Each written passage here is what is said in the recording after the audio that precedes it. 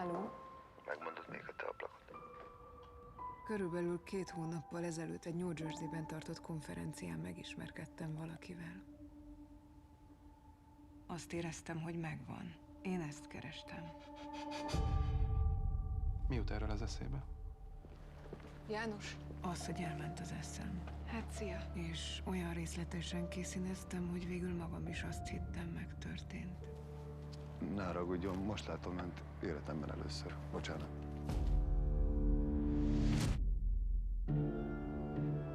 És New Jersey? Felmondtam. Elment az esze. Hiszen csak oda? Abban a kórházban akar maga dolgozni. Maga más súlycsoport. Vigyázzon, megsérti az eret. Annak a vége az agyban van. Ismer valakit az osztályról? Drexler János. Mi a fenét keresne maga itt? Nem fogja elmondani a teszt eredményét? Ennek az a megérzése. Én is orvos. Jól tudja, mit érnek a megérzések.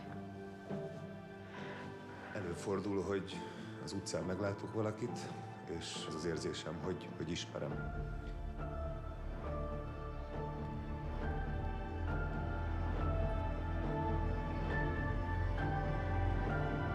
Nem tudom, lehet-e szerelemnek nevezni, de velem ilyen még nem volt.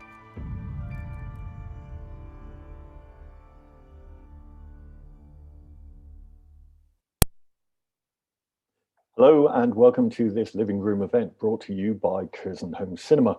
If you're watching this live via YouTube, you can join the conversation in the comments section. Preparations to be together for an unknown period of time is a beguiling drama that explores the notion of reality as a brittle construct that could collapse like a deck of cards. It's the hugely impressive second feature by writer-director Lili Horvát, who I'm delighted to welcome today. Hello, Lili. Hello, thank you for having me. And thank you. And first of all, congratulations on the film. Thank you so much. And it's a film that has one of the most memorable titles of any movies of the last few years. So I wanted to start with this. Was the title something that came early to you, or did that sort of appear towards the end of the writing process? No, actually, I already had the first draft of the screenplay, and I have to confess that this title is not my idea. This was originally the title of an underground play, which was presented by a theater group in Hungary in the 1970s. And this group was then kicked out of the country and had another career in the US. And this was a fairly unknown performance of this group. And I saw an exhibition with my parents about them when I was a teenager, and I saw a tiny picture from this performance and this title, and I remembered it for quite a long time, maybe 20 years, because I felt that this was so enigmatic and beautiful, and when I the story had no title, and when I read it, my own screenplay, then I somehow remember this title, and I thought that, wow, this was like an outline for the story. And then after that, we acquired the rights. It's interesting because when I first heard the title, it is playful, but it's also quite abstract. And it struck me watching the film for the first time that it's a tone that you managed to achieve throughout. You've got the audience in this state of suspense between unease, but also there is a lot of humor in the film. And it is something. Was it quite easy to find that balance between these two different moods? Yeah, actually, it is like how I see life itself. So I'm maybe a more melancholic person. So, but in the same time, life makes no sense without humor. It's and I think that everyone of us share this experience, that maybe we sit on a hospital corridor with a relative and still you see something funny and you can laugh at that, even if you are at the most dramatic situation in your life. And I wanted to be this film also like that. So not to over dramatize everything. That ambiguity is something that we see in the opening shot of the film before we're on the plane. It almost looks like you shot that opening as Super 8 of the main character. We didn't, but it wasn't a planned shot, actually. It functioned as I don't know if you recognize that, but it is meant to be like a flash forward to the sex scene later. And this was a picture that we found somehow when we were shooting that scene. We were already done. It was, of course, a tense shooting day. It is never easy to make. And this was a quite explicit scene to completely naked actors. And so we were really glad when we were done with it. And it was only the DP and the two actors and myself in the room, and they started to get up the floor, and then the DP Robert Mali told me that look at that mirror, because there was a mirror in the set, and the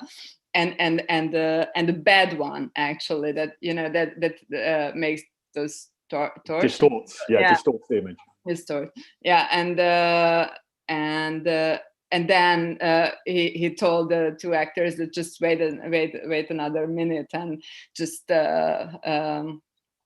on the floor, and I'll make an image of you too.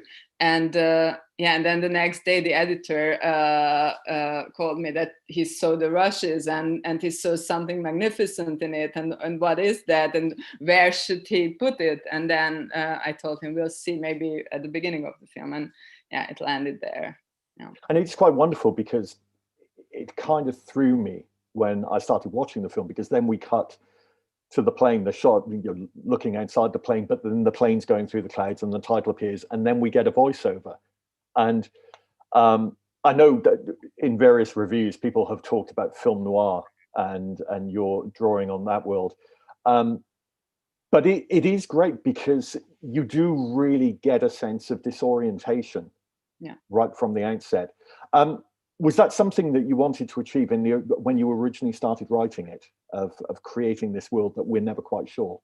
Yes, and with this plane sequence, I wanted to somehow sum the whole story up in a short sequence. That we are above the clouds and everything is bright and looks good, and there are there is this hopeful feeling, and then we go into the clouds and everything becomes misty and foggy, and we don't know, we are not sure about the orientation where we are, and then we come out of the cloud, and it's and we see more clearly, but this is already a different and more earthly view that we see. So it's a bit like a mini synopsis of the film.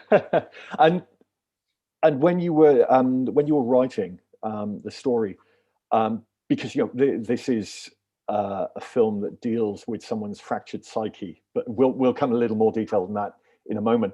But was it around the time of coming up with this character that you decided that Márta was going to be a neurosurgeon, or was that a role that came later? No, it came pretty early on, but it was at first it was an intuitive decision, but first I wanted her to be a super intelligent woman from the beginning on, because I thought that would raise the stakes of the story, because it's not a dreamy person who happens to be at this crazy situation, but we have this dramaturgical turn, that she happens to be a leading neurosurgeon in the United States, and this is not so easy to digest for maybe for the viewer, that okay, then you can't tell that she's just crazy and she made the whole thing up. Maybe it's a bit more complicated than that. And then I thought, okay, let her be a doctor. And then I thought of neurosurgery. I did not know anything about that field back then. And then I started to research, and now I think that she couldn't have been anything else but a neurosurgeon, because I started to discover the immense dramaturgical possibilities for these very stories in neurosurgery. You know, that it is like that thoughts and feelings are physical processes is a fact, but it is almost beyond comprehension, even for a neurosurgeon who knows everything about our brains. And again, that's the reflection with the narrative, that on one level you are playing with the mind and deceptions in the mind, but at the same time, whatever the deceptions are, they're playing out on an emotional level. Yes, absolutely. And this is, the brain is one of our most mysterious organs, really. And of course, this is flesh and blood, but it has also a poetic side. I want to come back to aspects of Márta's character in a moment, but could we talk about the actor who plays her, Natasa Stork? Because I know I've seen her in very small roles in other films like Jupiter's Moon and White God, but this is her first major film role, isn't it?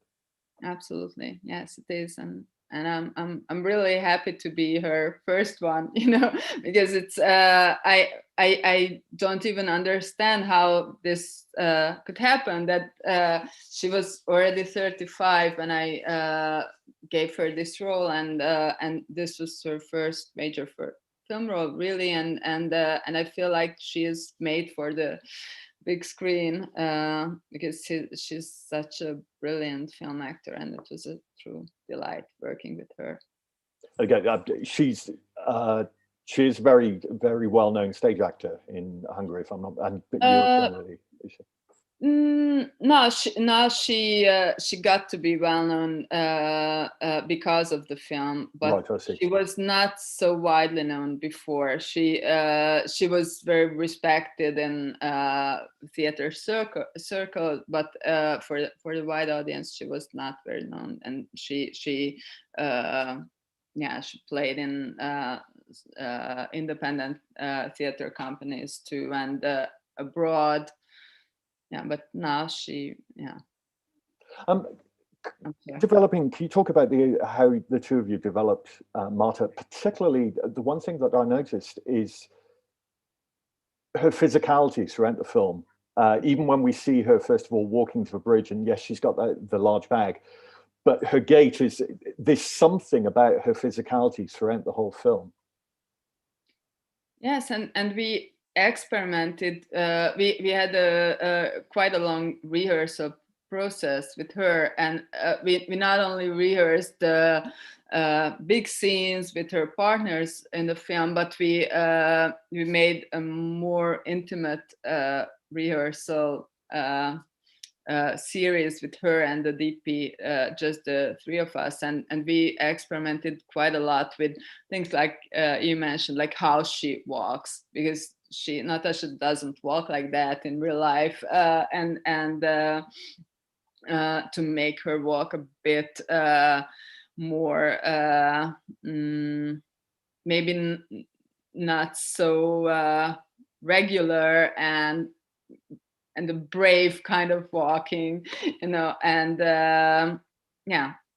things like that, and how she looks into a mirror, how she opens a door and comes into a room, like these smallest gestures, and and we found body language for her before even coming to actual rehearsing the scenes. And again, another element that I found disorientating watching it, which a very, very sly move early on, the first time we see her.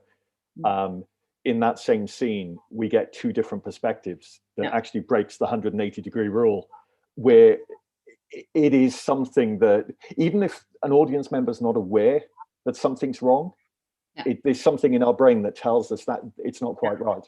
Yes, and it is unusual. Absolutely. And this was a decision that we made in the editing room, actually. That we,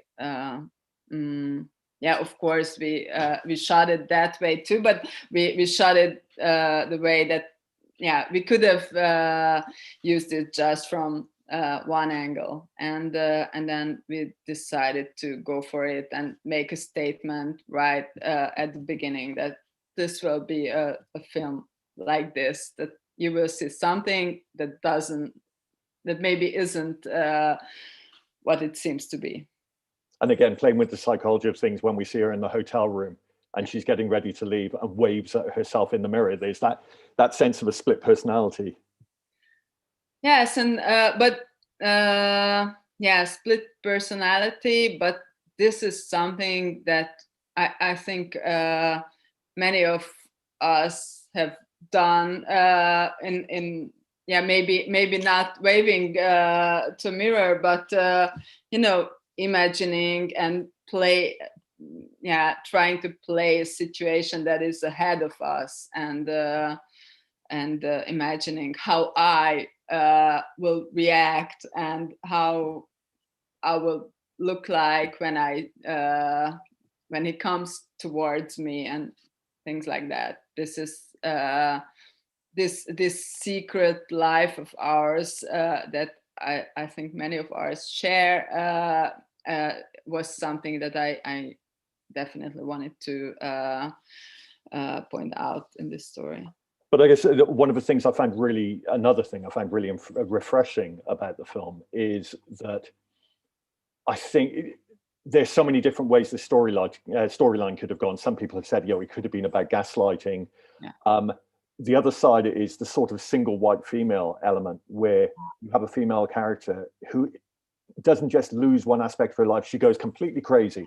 And that's the really fascinating thing about Márta, is clearly she's troubled, but at the same time, she remains an absolutely brilliant neurosurgeon. She can function wonderfully. So it is a much more complex representation and more interesting as a result. I'm sorry. No, I just with that in mind, I wanted to ask about certain other visual elements of it. I think when there's the scene about 20 minutes in, we see her walking down the street with a red umbrella that stands out against the backdrop, and there is a photographer that I love from the 50s, Saul Leiter, and I just remember watching it thinking, okay, this is a Saul Leiter moment, and then I have subsequently read that he was something of an influence. Yeah, I'm glad you recognized it without reading the press notes. So yeah, it's just the way it stood out. Could you talk about the conversations you had with your cinematographer Robert Malley about, because there are so many things that Leiter does with blocking the foreground and reducing what you can see within the frame that appears throughout the film. How did you two talk about going about achieving this look? Yeah, we always work like we went together to film school, and so we have a method that we always follow, and we always look for points of references first, and that is the way we start to approach the visualization of a screenplay. And in this case, we showed each other movies, and we started to discuss, and then I went to Vienna with my family, and we saw a photo exhibition, a street photo exhibition at the museum, and there I didn't know Saul Leiter's work before, and I suddenly saw a picture on the wall of the museum. It was a Saul Leiter photograph from the 50s, and it was a taxi cab, a New York, typical yellow New York taxi, but we always saw is on the back seat we see a man, but you know that picture, yeah. only the arm of the man is what we see of him. This is a famous photograph of his, and then I said, wow, this is the way we should portray Drexler, the man, from the woman's point of view. And then I sent it to Robert, the cinematographer, and then he totally agreed. And then we started to collect like Soleiter's pictures, and that was something that we started to follow, and that became our visual base throughout the making of the film. And there's some lovely shots, like one of my favorites. Again, one of the funny scenes in the film where she goes into the hospital and the guy's looking down the register to try and find her. Just the shot of her face through the porthole is so beautiful, and I could imagine that being a lighter photograph. Yeah, absolutely. Another color, as well as red, that comes up, the blue. Could you talk a little bit about the scenes we mentioned about perspective a moment ago with the psychiatrist, because you've got this beautiful light blue background and it matches the actor's eyes. So many of the colors seem so incredibly well worked out. Yes, and we have a lot to thank our colorist too. And yes, it was blue and green are relatives, and because we picked the Liberty Bridge for this film. I don't know if you know Budapest, but we have some beautiful bridges, and it was clear for me while I wrote the story that it should be one of those bridges where they are supposed to meet. And then I thought, okay, which bridge should that be? And of course, Liberty Bridge has this beautiful name as well, and this classic form. And then I went for that, and this bridge is green, and this is such an important symbolic element in the film that Robert and I decided to evoke this bridge on an unconscious level for the viewer in a lot of scenes, or try to, without being like pushy with this, but let's have this green or blue as a reminiscence of this memory of the bridge. And it's that funny thing, because the bridge is beautiful, and it's obviously well known in Budapest, and for anyone who's visited there. But what I really liked about the film is that some films I watch set in the city and it feels like a tourist trip around the city.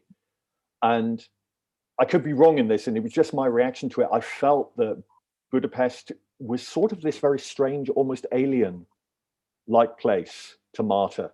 And obviously it's a place she's come back to after being away for a very long time. But there's a very, very fascinating mood that you create about and around Budapest. Yes, because it is not about Budapest, this film, but it is about her and how she sees this city that is supposed to be well known for her, and she actually knows these places, but it seems so totally alien to her because she left such a long time ago. So this must be a really strange feeling, like returning after such a long time. And in such an emotional state of mind. And one of my favorite scenes in the film is the walk that she does on opposite sides of the street with János. And it did make me think that I could imagine watching a 1960s movie, an Italian film with, like, say, Monica Vitti and Marcello Mastroianni, just doing that walk down the street. There's something quite lovely and timeless about that sequence. But don't you know where I have stolen it from? Oh, so this is going to be embarrassing. I should know this now. You should absolutely know this. It's Paris, Texas. Oh gosh, yes. But there is, it is not so obvious because that is in Wim Wenders' film. It's not a romantic scene, but it is a scene between a father and a son, and it is equally playful, and a heartfelt scene, and I love this, and I love that film, and yeah, this is an homage, but in a different way, and every time I get compliments on that scene, I feel a bit ashamed, you know, because it is really just, it wasn't really my idea. Oh, homage is good. I've got a question actually staying with János and Viktor Bodó. Sophia, who lives in London but is originally from Budapest, and she says that Viktor is better known as a theatre director, and did it take much convincing to bring him back in front of the camera? Yes and no. I was a bit afraid because I was told that he said no to a lot of other directors before, because he started his career as an actor, and one of the most brilliant actors of his generations. But he quit really early in his early 20s, I guess. Quit acting and turned towards directing, and he hasn't taken an acting role for maybe 15 years, and but actually I then sent him the script, and he was intrigued by it right away, so we agreed to meet, and I felt that okay, I wasn't going to convince him, because I had no intention to work with someone whom I have to push, and but then we found some really great mutual understanding, and it was really so brilliant to work with him, and it wasn't actually, it wasn't so easy for him, this role, because a lot of it consists of, like, we see his back, we see his unsharp figure somewhere far away, and this is and then you have a top scene where he has to really jump high, you know, and this wasn't an easy task for him, but yeah, I hope we will see him in other movies too. And I assume that is not old footage of him when he's young singing. No. Although it did make me think, watching that, that's one of the downsides of the internet, that you never know when you'll appear online at some point in time doing something in your youth, which would scare the hell out of me, especially if I had a haircut like that. I want to ask about the music, partly because when János goes to the bridge towards the end of the film, you've got this beautiful plaintive score comes in, but also the scenes in Márta's apartment. Some of the music is so subtle and lovely. Could you talk about the conversations you had with Gabor, your composer? Yeah, he didn't have an easy job to do, because we used the editor and myself. We used a lot of temporary music while we were doing the editing, which I haven't done before. But the editor is Károly Szalai, who is a really brilliant Hungarian editor, and he convinced me to do this because obviously we had to use quite a lot of music for this film. It was clear for both of us, and I was afraid of growing to love these temporary pieces too much, and this happened absolutely, because Károly has a really great skill of picking good music for the right scene, and we used other film music like some tracks from The Affair, the TV series, and such things that there is no question that you cannot use them, and then the film was already almost the cut was